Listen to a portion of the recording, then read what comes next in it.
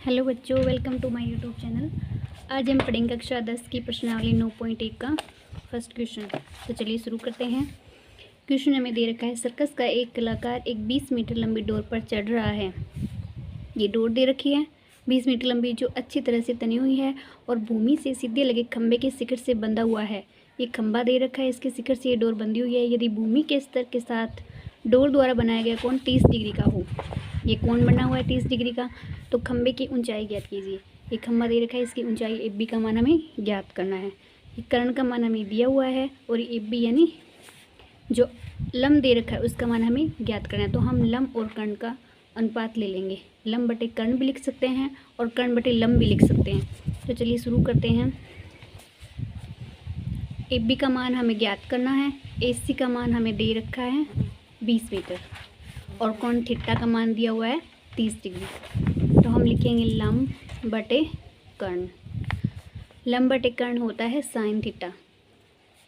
लंब यानी F B का मान ज्ञात करना है, एफ बी लिख देंगे, और कर्ण ए सी का मान कितना है 20 मीटर, तो 20 लिख देंगे।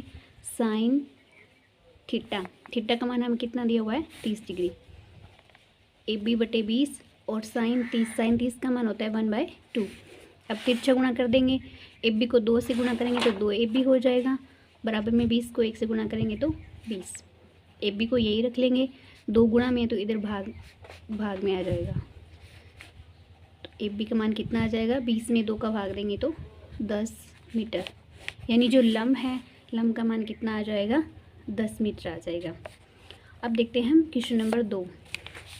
क्वेश्चन 2 हमें दिया हुआ है कि आंधी आने से एक पेड़ टूट जाता है और टूटा हुआ भाग इस तरह से मुड़ जाता है कि पेड़ का शिखर ज़मीन को छूने लगता है और इसके साथ थीटा 30 डिग्री का कोण बनाता है।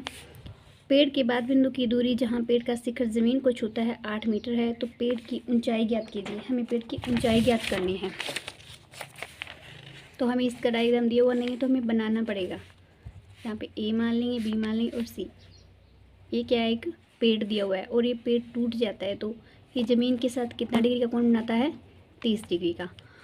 और पेड़ का शिखर ज़मीन को छूने लगता है और इसके साथ 30 डिग्री कोण बनाता है। पेड़ के पाद बिंदु की दूरी, ये जो पेड़ का जड़ है इसकी दूरी दे रखी है हमें, कितनी दे रखी है 8 मीटर, और पेड़ की ऊंचाई हमें ज्ञात करनी है, यानी लंब का मान हमें ज्ञात करना है। तो लंब का मान हमें ज्ञात करना है और आधार का मान हमें दिया हुआ है, तो लंब और आधार का अनुपात ले लेंगे। लंब बटे आधार लिख सकते हैं या फिर आधार बटे लंब भी लिख सकते हैं। तो हमें मान किसका दिया हुआ है, एफ बी का मान हमें ज्ञात करना है। बी सी यानी आधार का मान हमें 8 मीटर दिया हुआ है और थीटा का मान दे रखा है हमें 30 डिग्री। तो हम लिखेंगे लंब बटे आधार, आधार बटे लंब भी लिख सकते हैं।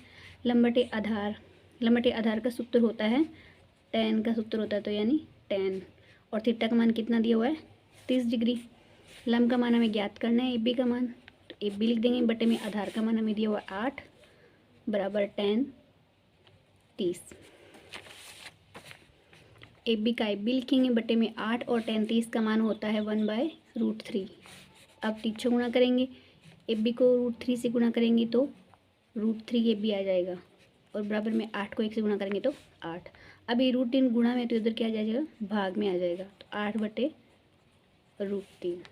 एफ बी का मान आ जाएगा 8 बटे √3। Thanks for watching.